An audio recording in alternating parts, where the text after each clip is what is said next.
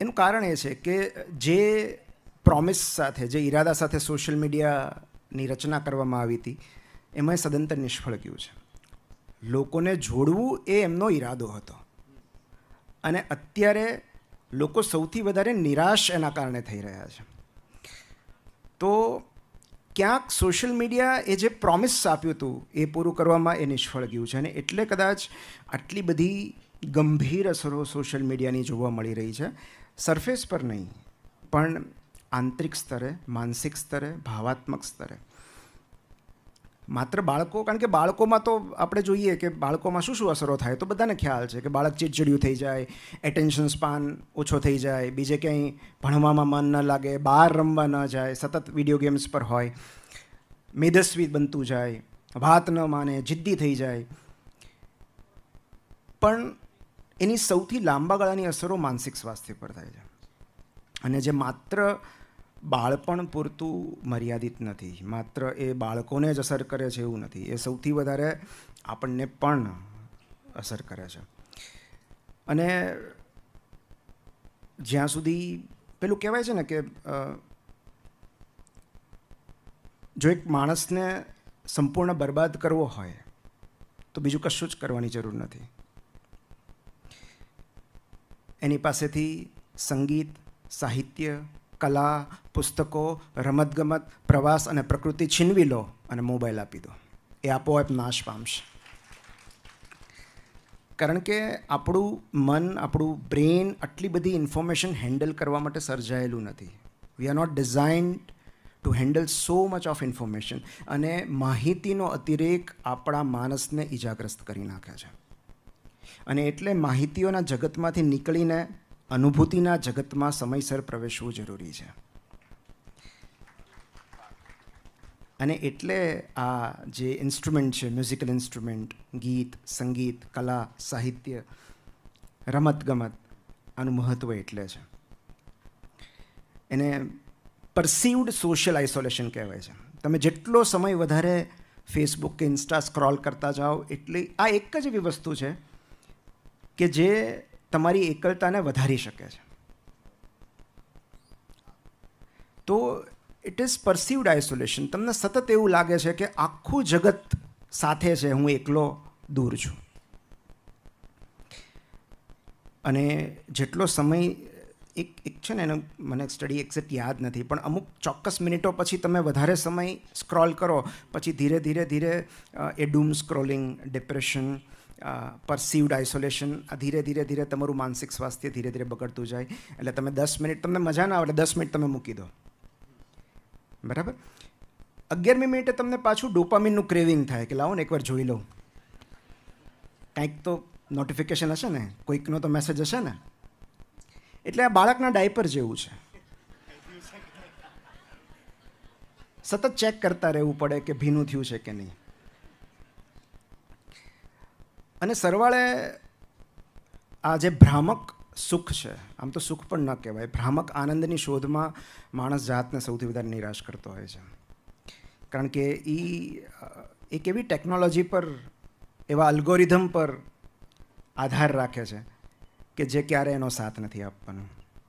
તમે ગમે એટલા પ્રતિભાશાળી હશો પણ અલ્ગોરિધમ તમને ફેવર કરે એવું જરૂરી નથી. અને એટલે જ હું કહેતો આવ્યો છું કે રિયલ સક્સેસ ઇઝ ઓફલાઈન. ખરી સફળતા ઓફલાઈન છે. તમારા મિલિયન્સ ઓફ ફોલોઅર્સ હોય એનાથી તમે સફળ નથી થઈ જતા. તમે કેટલા લોકો પ્રેમ કરે છે, તમે કેટલાના જીવનમાં સકારાત્મક પરિવર્તન લાવી શક્યા, at the end of the day એ જ બાબતો મેટર કરે છે. અને જે તમે જનરેશન ગેપની વાત કરી, એ માત્ર ઇમોશનલ કે ટેકનોલોજીકલ ગેપ નથી, સૌથી વધારે અંતર મૂલ્યોનું હોય છે. So there should be no gap in values. અને શાહબુદ્દીનભાઈની એક બહુ જ સરસ વાક્ય છે, શાહબુદ્દીન રાઠોડનું, કે સંસારની સમસ્યામાં કોઈ એક જણની સમજદારી કામમાં નથી આવતી. એમણે આ વાક્ય પતિ પત્ની માટે કહ્યું હતું કે સંસારની સમસ્યામાં કોઈ એક જણની સમજદારી કામમાં નથી આવતી. સમજણનો સેતુ એવો હોવો જોઈએ કે બંને એના પર ચાલીને એકબીજાને મળી શકે. બાકી ચાર્લી ચેપ્લિન, આલ્બર્ટ આઇન્સ્ટાઈન, કેટલા બધા એવા ઉદાહરણો છે કે એવું નહોતું કે એમનામાં સમજણનો અભાવ હતો, એમનામાં કેટલી બધી સમજણ હતી, પણ એમના જેટલી સમજણ એમના સાથીમાં નહોતી. અને એટલે જ્યારે પણ આપણે ગેપની વાત કરીએ ત્યારે એ ગેપ બંને જણે પૂરવો પડે છે. તમે કોઈ રિલેશનશિપમાં તમે તમારું 100% આપો ને તો એ રિલેશનશિપની દ્રષ્ટિએ એ 50% જ કહેશે. તો સૌથી પહેલાં તો એ અંતર છે એ સ્વીકારવું પડે છે કે મારા ને મારી દીકરી વચ્ચે અંતર છે, મારા ને મારા પપ્પા વચ્ચે અંતર છે. એનું કારણ છે કે એ જે યુગમાં ઉછર્યા છે ત્યારની ઇનસિક્યોરિટીઝ અલગ હતી, મારા વખતની અસલામતીઓ અલગ હતી ને મારી દીકરી વખતે અલગ હશે. અને આપણે મોટે ભાગે સંતાનોને આપણી અસલામતીઓ ભેટમાં આપતા હોઈએ છીએ. મા બાપ સંતાનોને ટોક્યા કરે છે, ખીજાયા કરે છે, એની પાછળનો એક જ હેતુ છે કે એને ગરીબ કે દુઃખી જોવા નથી માગતા. સો એ ડરમાંથી આ કંટ્રોલ આવે છે. દરેક પેઢીના સંઘર્ષો અલગ હોય છે, દરેક પેઢીની સમસ્યાઓ અલગ હોય છે, દરેક પેઢીના પ્રશ્નો અલગ હોય છે. એટલે જે તકલીફો મારા પપ્પાને સતાવતી હતી કે મારી મમ્મી વખતે હતી, ભણવા માટે ફીસ નહોતી, બહુ જ ઓર્ડિનરી બેકગ્રાઉન્ડમાંથી કે લો મિડલ ક્લાસ જેમને કહી શકાય, તો 2 જ જોડી કપડાં હોય, ત્યાંથી મારા સુધી અને મારાથી મારી દીકરી સુધી. તો એ with the passage of time ઘણું બધું બદલાય છે. અને એટલે જે એ દ્રષ્ટિ હોય એ પણ બદલાશે. જે સમસ્યાને હું જે રીતે જોઉં છું મારી દીકરી અલગ રીતે જોશે. પણ જ્યાં આગળ અસંમતિનો અવકાશ હોય ત્યાં સંવાદનો સેતુ રચાતો હોય છે. અને જ્યાં સંવાદનો સેતુ રચાતો હોય છે ત્યાં જનરેશન ગેપ નડતો નથી. તો જનરેશન ગેપ ઘટાડવા માટે સૌથી પહેલાં સંવાદ કરવો જરૂરી છે. એ કોમ્યુનિકેશન જો નહીં થાય કે, અને હું તો બહુ મેં વચ્ચે પણ કહ્યું હતું કે બાય ધ વે નૌશાદભાઈ આવ્યા છે અહીંયા, Naushad Khatri, I don't know, એ આવવાના હતા. તો મને એટલે યાદ આવ્યું કે થોડા સમય પહેલાં મારા એક સિનિયર છે અને અમે સાથે હતા MBBSમાં, MS-માં એ 3rd 4th યરમાં હતા જ્યારે હું 1st યર હતો. અને અમારા વચ્ચે કોઈ ગેરસમજણ થઈ અને અમારા વચ્ચે સંપર્ક તૂટ્યો. ખાસા બધા સમય સુધી અમે એકબીજા સાથે વાત ન કરી. અને મને યાદ છે 3rd ડિસેમ્બર એમનો બર્થડે છે, તો મેં એમના બર્થડે એમને વિશ કર્યું આઉટ ઓફ નો વેર. મને એમ ઈચ્છા થઈ કે ચલો હું વિશ કરું. અને તરત એમનો રિપ્લાય આવ્યો, તરત કે thank you so much dear, ઘણા લાંબા સમયથી વાત નથી થઈ, ઇટ સીમ્સ કે આપણા વચ્ચે એક અંતર ઊભું થયું છે, કદાચ હું એના માટે જવાબદાર હોઈશ. એ મેસેજ વાંચીને મેં ઇમિડિયેટલી એમને ફોન કર્યો અને અમારી વચ્ચે 30 મિનિટ વાત ચાલી. And now everything is normal. તો મને એમ થાય છે કે જો મેં એમને મેસેજ ન કર્યો હોત તો એમણે આ કબૂલાત ન કરી હોત કે આપણી વચ્ચે અંતર ઊભું થયું છે. એમણે આ કબૂલાત ન કરી હોત તો મેં ફોન ન કર્યો હોત. અને મેં ફોન કરીને પહેલું એવું જ કીધું કે તમે જવાબદાર ન હોઈ શકો, જો અંતર ઊભું થયું છે તો એના માટે હું પણ 50% જવાબદાર છું. તો નદીઓને દોષ આપીને સેતુ ન બાંધી શકાય. બ્રિજ બનાવવા માટે, સેતુ બનાવવા માટે સંવાદ જરૂરી છે. રિસ્પોન્સિબિલિટી લેવી પડે છે કે હા આપણા વચ્ચે અંતર વધ્યું છે. પણ એ ત્યારે જ શક્ય બને કપિલભાઈ જ્યારે વિલિંગનેસ હોય. વિલિંગનેસ કે મારે તમારી સાથેનું અંતર ઘટાડવામાં મને રસ છે. એટલે જનરેશન ગેપ ઘટાડવામાં જ્યારે બંને પેઢીને રસ હોય ત્યારે મેં જોયા છે કેટલા બધા લોકો, અને મોટે ભાગે એવું બનતું હોય છે કે જે ત્રીજી પેઢી હોય એને પહેલી પેઢી સાથે વધારે ફાવતું હોય છે. મારી દીકરીને મારી કરતાં કે એની મમ્મી કરતાં એના દાદા દાદી સાથે કે નાના સાથે વધારે ફાવે છે. અને એનું કારણ એ છે કે દુશ્મન કા દુશ્મન દોસ્ત હોતા હૈ.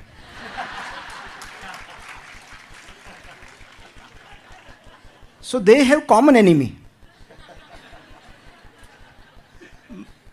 મારી ફરિયાદ મમ્મી પપ્પા કોને કરે?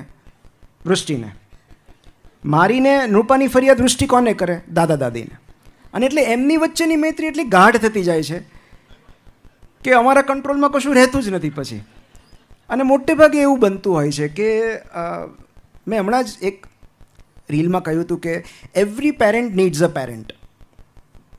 દરેક પેરેન્ટને એક પેરેન્ટની જરૂર હોય છે કે જ્યાં એ પોતાના બાળકોની ફરિયાદ કરી શકે કે આ જિદ્દી છે, નથી માનતી, સાંભળતો જ નથી. અને મોટે ભાગે એ પેરેન્ટ વડીલો હોય છે, દાદા દાદી હોય છે. એટલે અમે પણ ક્યારેક અમારા સંતાનોની ફરિયાદ એમને કહેતા હોય છે. તો એ ક્યારેક સહાયતા કેન્દ્ર કે ફરિયાદ નિવારણ કેન્દ્ર એક જ હોય છે ઘરમાં. પણ મેં એવા ઘણા બધા ફેમિલીઝ જોયા છે કે જ્યાં આટલું બધું પેઢી વચ્ચે અંતર હોવા છતાં એમની વચ્ચેની મિત્રતા હજુય જળવાઈ રહી છે. કારણ કે એ ઘરના વાતાવરણમાં જ એવું હોય છે. એ કઈ રીતે એમનો ઉછેર થાય છે, ઇમોશનલ ટેકો એમને કેટલો મળે છે, એના પરથી એ દરેક બાળક છે ને બે વસ્તુ ઝંખે છે: ઉડવા માટે પાંખ અને પાછું ફરવા માટે ઝાડ. તો you will always have to give wings to fly and roots to come back to. તમે જ્યારે એમને રૂટ્સ આપો છો, મજબૂત મૂળિયા આપો છો, ત્યારે બાળક ભલે અમેરિકા રહેતું હોય એ તમારી સાથે જોડાયેલું રહેશે.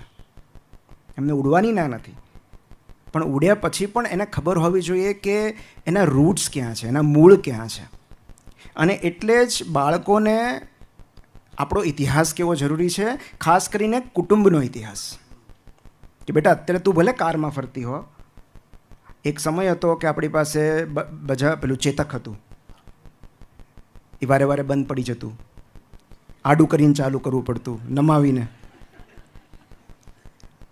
તો મારા દાદા શિક્ષક હતા આલ્ફ્રેડ હાઈસ્કૂલમાં. ત્યારે તો ટ્યુશનનો પણ આટલો બધો જમાનો નહોતો. તો મારા દાદાને 3 સંતાનો.